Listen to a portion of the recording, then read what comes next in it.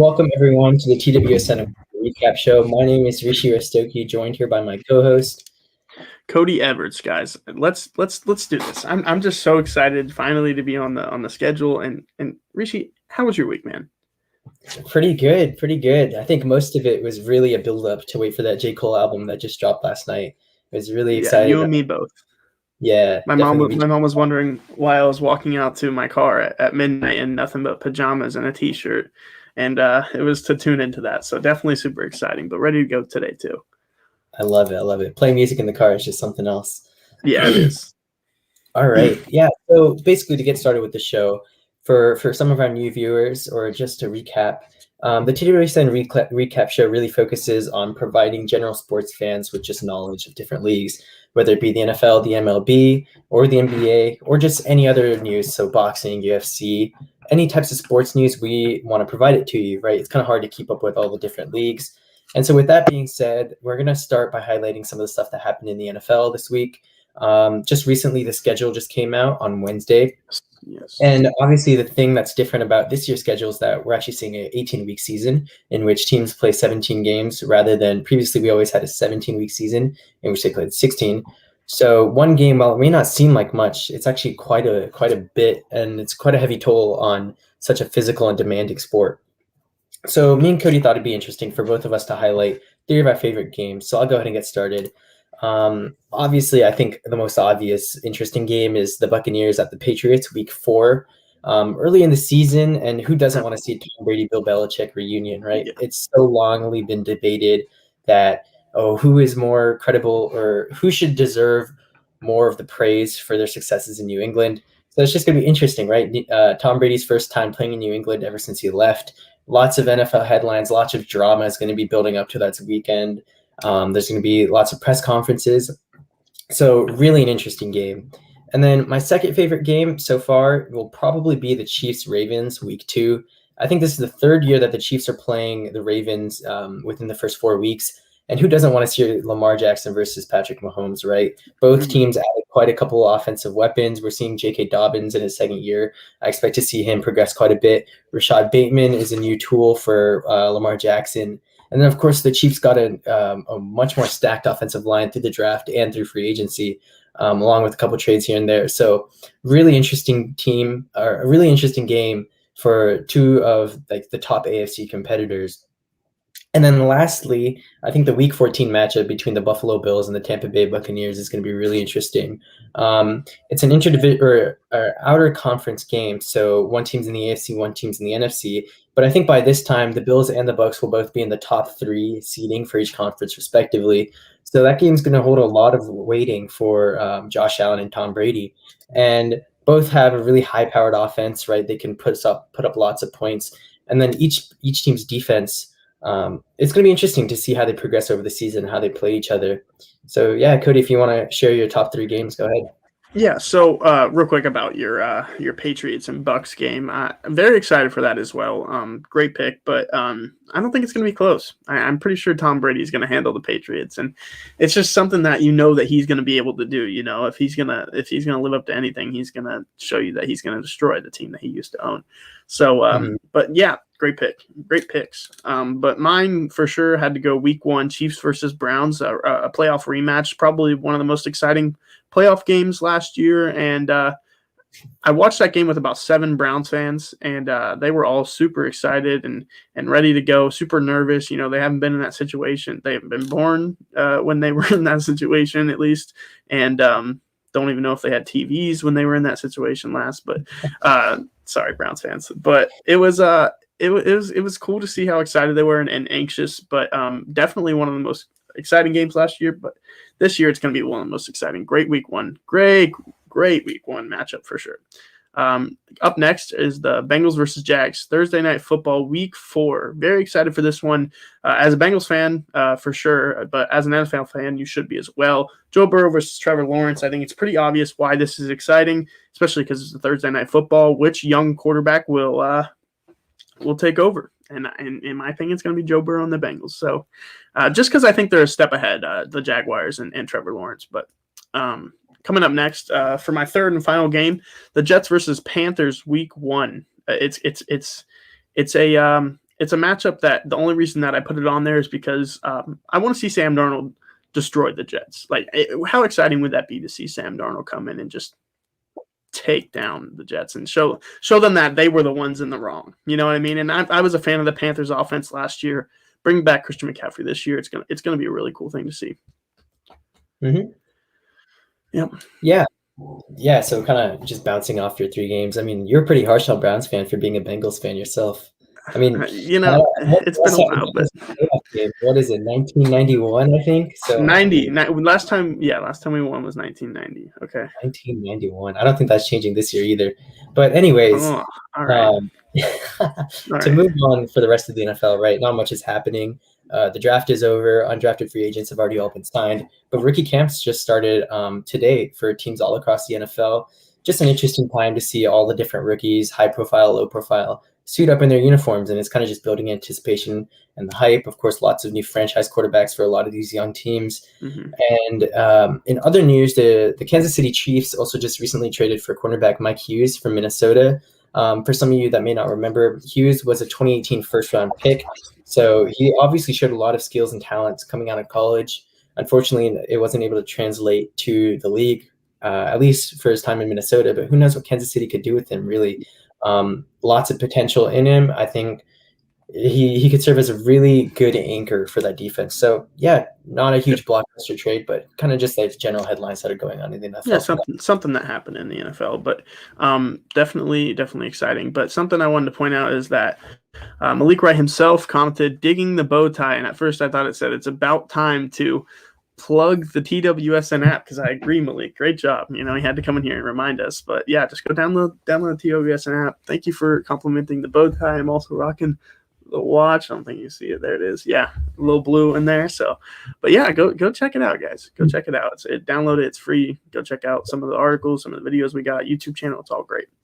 But now we're going to transition into the MLB, which is going on right now. A very exciting time for the MLB, like I always say, because I'm always excited to watch MLB. I got a lot of fantasy pitchers to watch tonight, so that's what I'll be doing after this. But something else that happened just yesterday, Jared Klenick, a 21-year-old left-handed hitter, plays left field for the Seattle Mariners. And he gets called up in their game against Cleveland yesterday.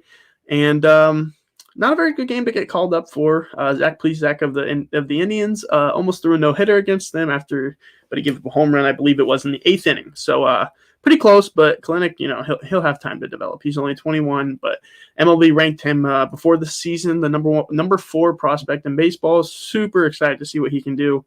One of my favorite talents for sure. So something else I wanted to bring up in the MLB, just an early prediction of bold prediction, I guess I should say, of moves that are going to happen at the trade deadline. Trevor Story, shortstop for the Colorado Rockies, is going to get traded to the Yankees. The Yankees, it feels right for him to be there. They just, when they're kind of failing, they're like, okay, we need to sign someone to a 10-year deal. So I don't know if they're going to do that for Trevor Story. They will. But I definitely think they're going to be looking to go after Trevor Story in the trade deadline. And also Carlos Correa, this is just something maybe I'm wishing for, but the Reds need a shortstop. My favorite team, I hope they can go out and get Carlos Correa, even though I might not agree with some of the things he did in the past, but he's a very good shortstop and a very good hitting shortstop, which we are lacking. Sorry, Kyle Farmer, I know you liked one of my tweets one time. I still think you're awesome. But yeah, and something else just real quick for the MLB is John Means. There's been way too many no-hitters this year. I mean, not way too many. I really enjoy watching no-hitters. I know that sounds weird, and a lot of people don't, but it is really exciting. But John Means of the Baltimore Orioles is throwing no-hitters for them, and he's cheating from what I've seen. I think everybody thinks a lot of MLB pitchers are cheating, but I've seen a breakdown of maybe he's got something on the inside of his glove. He rubs between every pitch, and I think he's going to get caught here soon. It's becoming a little too obvious. And yeah, he had a big jump, even though he is a very good pitcher. Very good pitcher. I'm a big fan of John Means. I think he's a little too good right now, but that's something to look out for. But yeah, that's the MLB. And you got anything on the MLB, Rishi? Not much. I think for many of us, just general sports fans, we don't really follow the MLB, but you know, being on this show with Cody has kind of gotten me interested in the MLB myself. I've seen that the Seattle Mariners are a team that's doing pretty good for their normal reputation. So yeah, I'm just trying to get into the MLB, be able to discuss it, just the generals of it. So yeah. Just For getting sure, more yeah. into. Check it out. It's exciting. If you don't watch baseball, you should. And the only advice I'll give to you is just pay attention. Listen to what the commentators are saying, even though some of them don't know what they're talking about. Just listen to what they're saying. Coming up next, we're going to switch over to the NBA, something that I'm not very educated in, but I have been recently getting into the Knicks. They did it. I mean, they made the playoffs for the first time since 2013. Shout out to Kevin, the biggest Knicks fan I know. He's been talking about them all year. They made it, though. I mean, the Knicks made the playoffs, led by their fearless leader, Julius Randle. I mean, he was a doubted talent coming into the NBA season. Came onto the scene as an NBA All-Star now, and I think he's exactly what they need. Like, the kind of doubted, they're not going to be able to do it, and he's exciting to watch. He really is. He was a lot of fun to watch when I watched him this year. It's just a fun situation going on in New York right now, so I really hope they can make a lot of noise this year in the playoffs, but that's something I've noticed for sure. Yeah, kind of just bouncing off that. I'm so happy for Knicks fans, right? It's just being a loyal fan. I know it didn't seem like too long. 2013 was just 8 years, but those 8 years have been just brutal. And from the Phil Jackson era to Stephen A going on ESPN just cursing them out, it's just been a lot. That was crazy. So yeah, that's the thing. That's the thing, though. It's nothing like 31 years like Bengals fans have experienced, but it's fine. It's fine.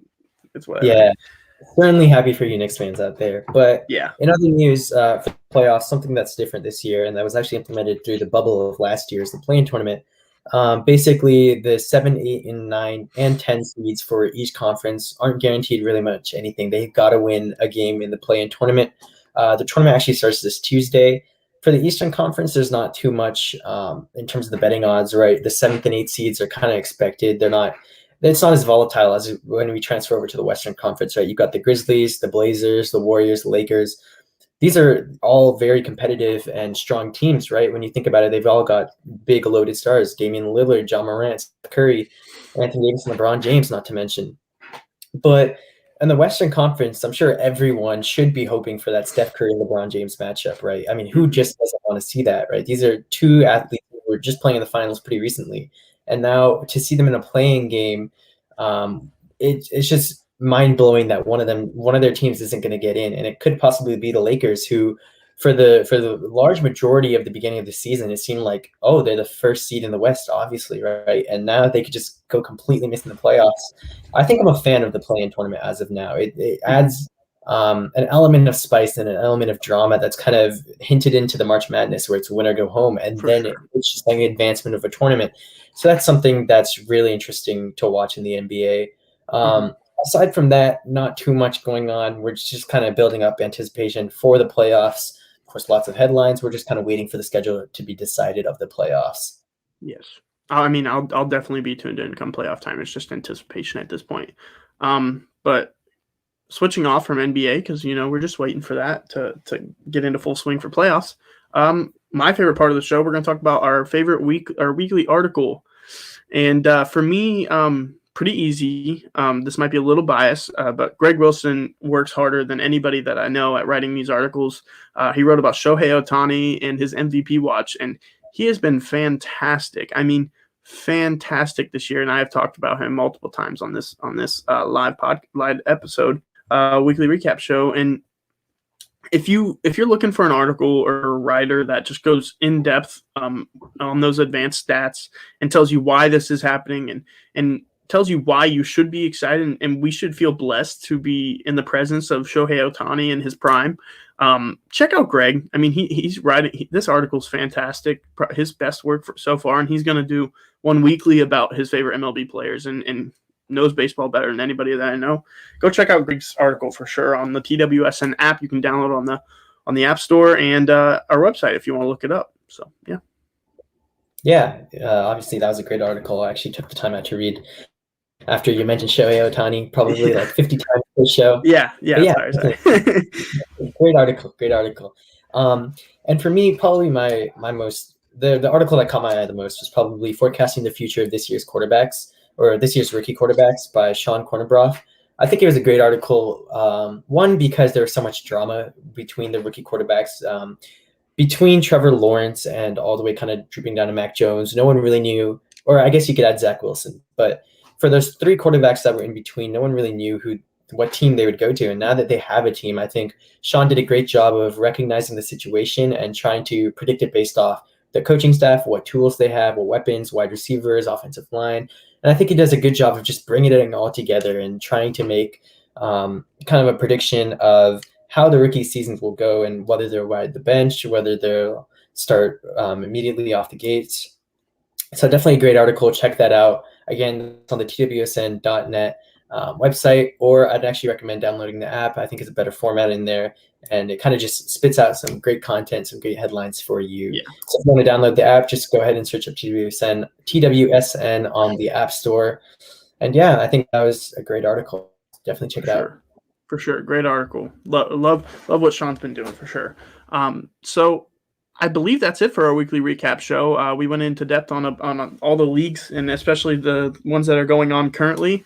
But one thing I want to point out before we go is please do your best and tell people to subscribe to our YouTube channel. We're about around 700 subscribers right now, and let's get that to 1,000. I mean, I think we can do that. There's a lot of people that follow our Twitter, so go subscribe to our YouTube channel. We got some great content on there weekly.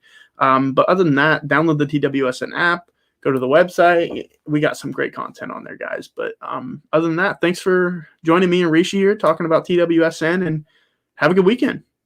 Yep. Thanks for joining us. Have a great weekend, everyone.